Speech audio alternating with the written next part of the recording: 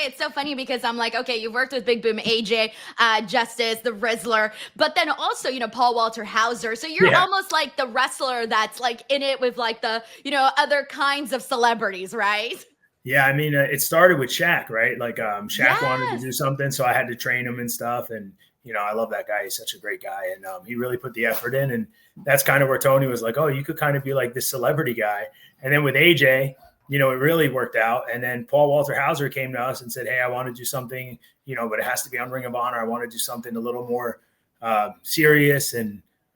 I'd like it to be you because I've known him for a long time. I was like, yeah, we could do something. And then I was really interested in doing it because I think the audience, especially that hardcore audience in Philadelphia, the ECW arena or 2300 arena, I think they were expecting a match like I had with AJ. So knowing that we were going to do the complete opposite, it really shocked them. And I mean, a lot of people said it was one of the best matches on the show.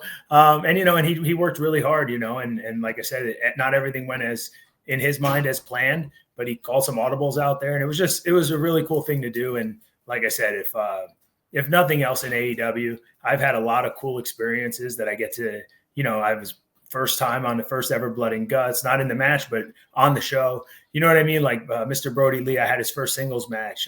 Paul White, AJ, Paul Walter Hauser, like it's just a lot of cool stuff that I've been able to do. And I think a lot of it just comes down to the idea that one, maybe I don't take myself so seriously that there's nothing beneath me in wrestling. I've always had that mentality. And two, I just like to have a good time.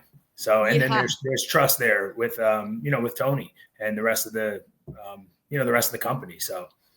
No, it's huge because, these people that are coming from the outside are going into this. And, sure, like, they have like, for example, like, some of them have had, like Big Boom AJ has had the wrestling experience, right? And Shaq is an athlete and all that, but it's totally different to like go out there and like put on a match, right? So they need somebody that they can trust to go out there and put something together like this and make them look good, but also be safe and just everything that pro wrestling entails. So that's a really cool badge of honor to have that you're trusted with that from AEW to like do that.